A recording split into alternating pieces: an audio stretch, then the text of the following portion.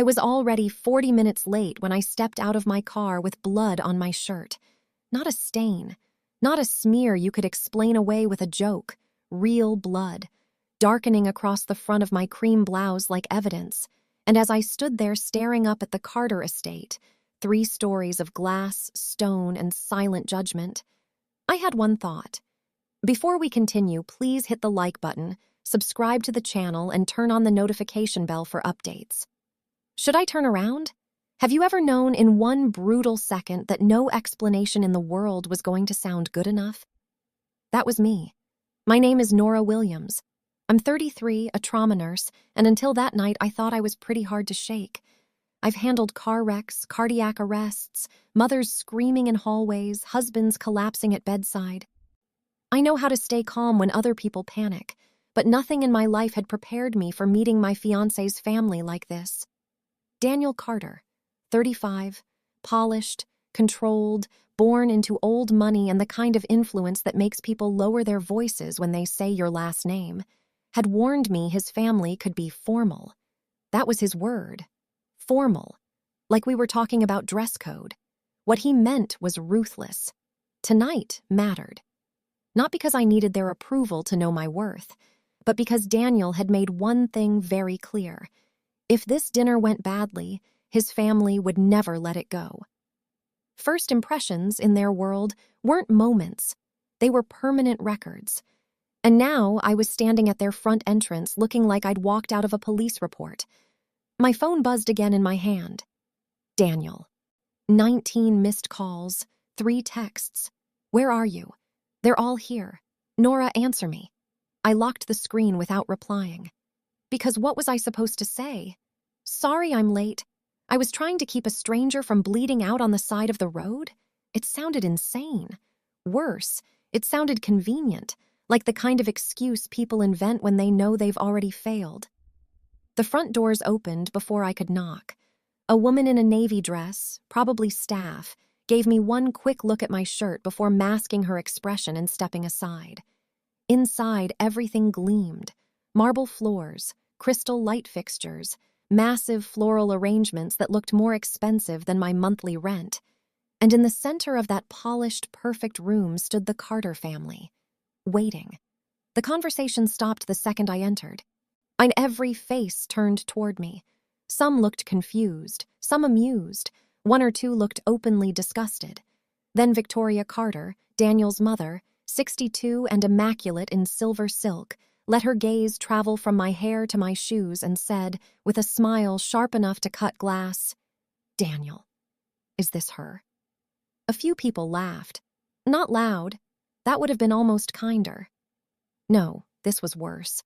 The restrained, polished laughter of people who had already decided exactly who I was.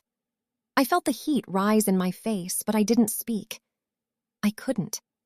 Because under the humiliation, under the anger, under the pulse hammering in my throat, another image kept flashing in my mind. A man on the pavement, a trembling hand, blood everywhere. And then Victoria tilted her head and asked the question that made the whole room lean in. Why, would you like to explain why you've arrived looking like that? I opened my mouth. And right then behind me, the front doors swung open. 30 minutes earlier, I was exactly where they wanted me to be. Perfectly on time. Calm. Prepared. So how did it fall apart that fast? I remember the drive like it's frozen in glass. My hands steady on the wheel, streetlights sliding across the windshield, my reflection staring back at me every few seconds. Checking, adjusting, rehearsing. Smile, but not too much. Be confident, not defensive. Don't let them control the conversation. Daniel's voice echoed in my head from the night before. They respect composure, Nora. Control. That's everything to them. Control. I had it. Completely. Until I didn't. I was 5 minutes away from the estate when I saw him. At first, when he didn't even register as a person. Just a shape on the side of the road. A shadow where there shouldn't have been one. Cars passed him, one after another. Headlights briefly illuminating what everyone else chose to ignore. And then I saw the movement. A slight twitch. A hand. I slowed down. You ever have that moment where your brain splits in two? One side practical, logical. Keep driving. You're already cutting it close. Someone else will stop. The other side louder, clearer. What if no one does? My phone rang through the car speakers. Daniel. Of course it was. I stared at the incoming call for a second too long, then declined it, and I pulled over. The second I stepped out of the car, I knew it was bad. There was blood. Too much of it. Dark and spreading across the pavement beneath him. His breathing was shallow, uneven. His shirt soaked through at the side like something had torn into him. I dropped to my knees beside him, instincts taking over before fear had a chance. Hey, can you hear me? His eyes fluttered open just enough to find mine. Not fully focused, but aware. That mattered. I'm calling for help, I said quickly, already reaching for my phone. Stay with me, okay? Don't move. His hand shot out, weak but urgent, and grabbed my wrist. Don't leave. 2 words. Barely there, but they anchored me. I'm not leaving, I said, firmer this time. I put the call on speaker, relaying everything to emergency services while applying pressure to the wound with whatever I could use. My scarf, my hands, anything. Blood soaked through almost instantly, warm and relentless. Minutes stretched. Or maybe they collapsed. I couldn't tell. Cars kept passing. No one stopped. No one even slowed down. At one point, he tried to speak again, but it came out broken, like his body didn't have enough left to form words. His grip on my wrist tightened, then weakened, then tightened again. Stay with me, I repeated. You're not dying here. Not tonight. Sirens finally cut through the silence. Relief hit, but it wasn't clean. It came tangled with something else, something I couldn't explain, because as the ambulance pulled up and the paramedics rushed over, one of them took a single look at the man's face and froze. Not panic. Recognition. The kind that shifts everything. What? I started. But the paramedic shook his head slightly, like he didn't want to say it out loud. Another one stepped in quickly, more controlled, already assessing the wound. They worked fast. Efficient. But the air had changed. I stood back as they lifted him onto the stretcher, my hands still stained, my clothes ruined, my heartbeat refusing to slow down. Is he going to make it? I asked. No one answered me directly. Instead, the first paramedic looked at me again, really looked this time, and said something under his breath. Not to me, to his partner. Oh, this is going to be a problem. A problem? What did that even mean? Before I could ask anything else, they loaded him into the ambulance. The doors slammed shut. Sirens roared back to life. And just like that, he was gone. I stood there alone on the side of the road, blood drying on my skin, my phone vibrating again in my pocket. Daniel. I finally answered. Nora, where are you? His voice was tight, controlled but just barely. They're all here. My mother's asking questions.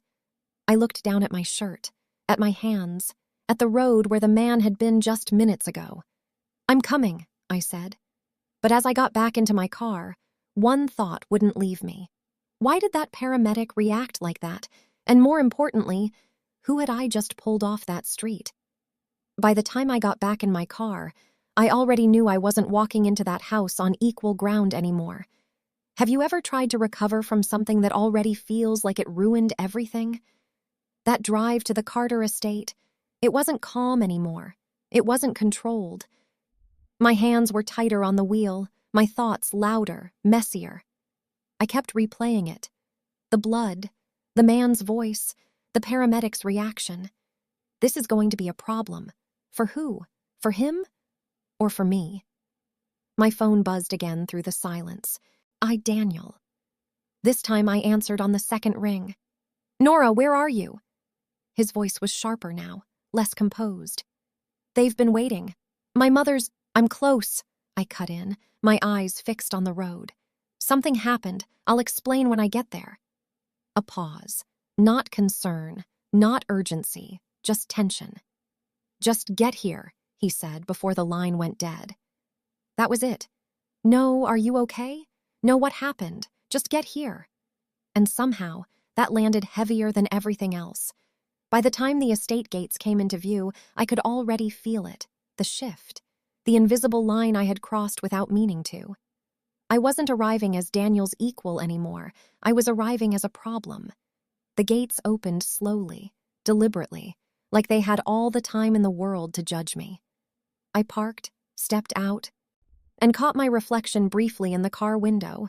Blood-stained blouse, loose strands of hair, eyes sharper than before. No fixing it now. Inside, it was worse than I imagined. Not because of what they said, because of how fast they decided.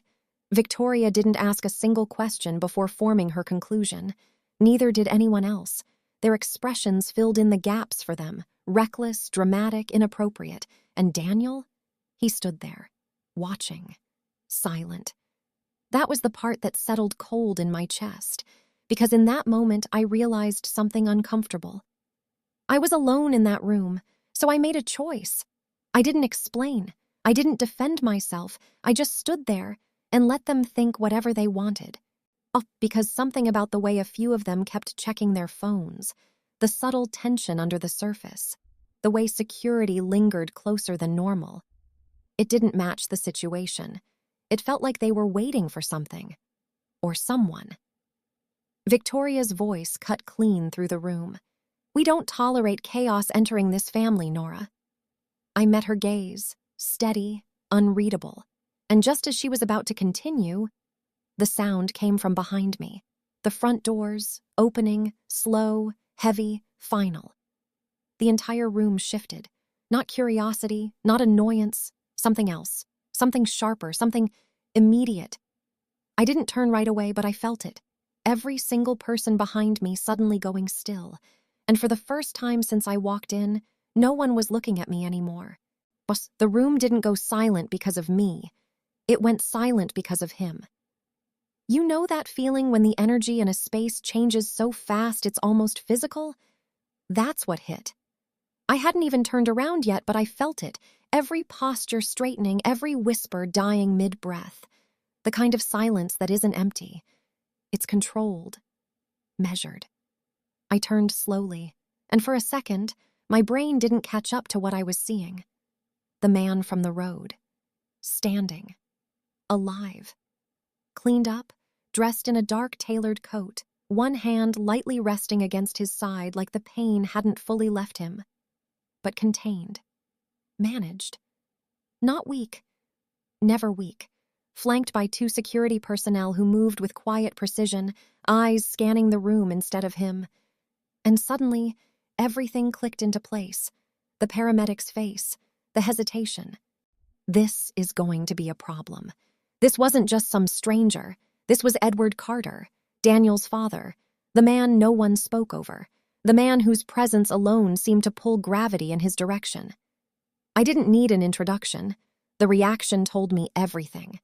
Chairs scraped softly as people stood, instinctively, immediately. Conversations didn't resume. No one dared. Even Victoria, composed, calculated Victoria, straightened just a fraction too quickly. Daniel looked like the ground had shifted beneath him. And me? I just stood there, trying to reconcile the image of the man bleeding out in my hands with the one now walking toward me like he owned every breath in the room. Because he did. The doors behind him closed with a quiet, deliberate finality. Then came the sound that sealed it. A soft click. I glanced toward the entrance. Security had locked the doors. Not dramatic, not loud, just intentional. The kind of action that said this moment wasn't casual anymore. It was controlled.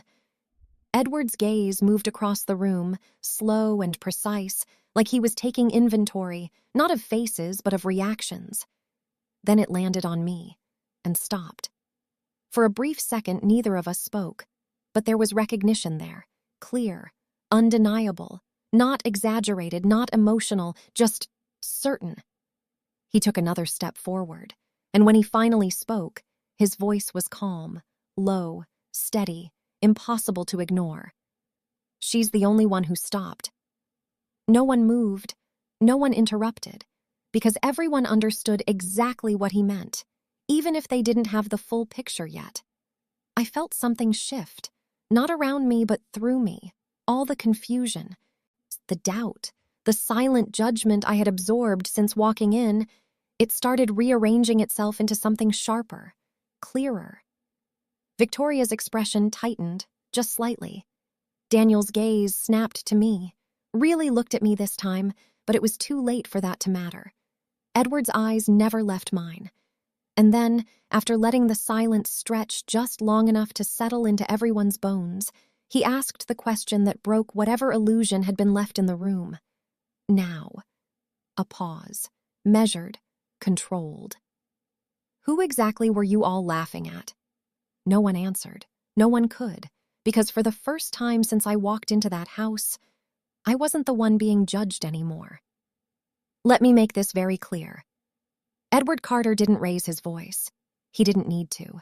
The room was already his. He took another slow step forward, his presence pressing into every corner of the space, every person in it. When he spoke again, it wasn't for me, it was for them. I was attacked less than an hour ago, he said, calm, precise. Not far from here. No security, no escort. That was intentional. A ripple moved through the room, small, controlled, but real. I wanted to see where the weaknesses were, he continued, in our systems, in our response. His gaze flicked briefly across the family, measuring, calculating, and I found them. No one interrupted. No one dared. I was left on the side of the road, Edward said, bleeding, conscious, invisible. A pause. Dozens of cars passed. The weight of that settled heavily. Only one person stopped. Now his eyes returned to me. Nora Williams, 33, just standing in a room that had dismissed me minutes ago like I didn't belong in it. And she didn't hesitate long enough to calculate what it might cost her, he added. That landed, because everyone in that room understood what that meant. Cost mattered to them, more than anything. Behind me, I heard Victoria shift slightly before stepping forward, her voice carefully composed. Edward, we didn't have all the— No, he cut in, not harsh, just final.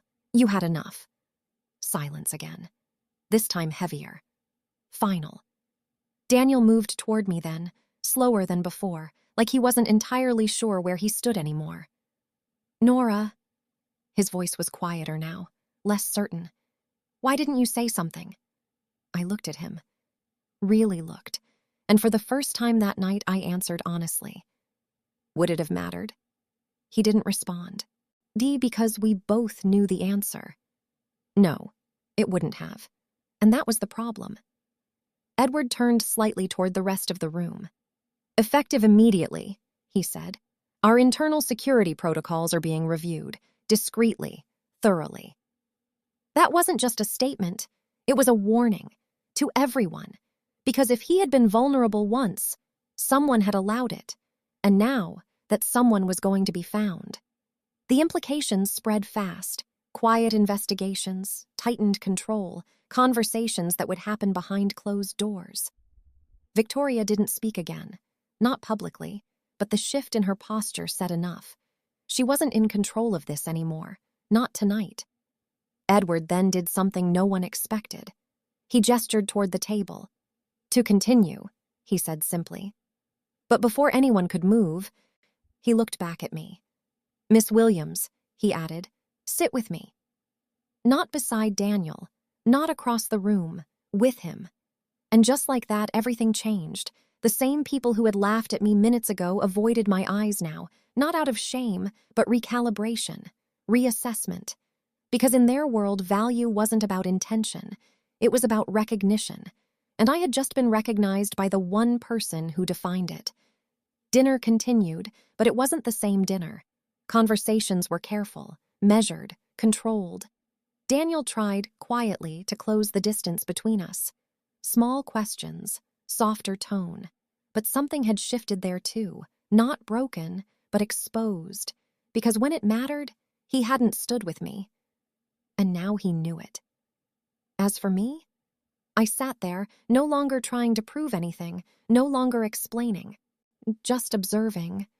understanding the room the way they did. By the time the night ended, the outcome was clear. I hadn't lost anything by being late. If anything, I had walked into that house as an outsider and walked out as the only person in the room who had been tested and didn't fail.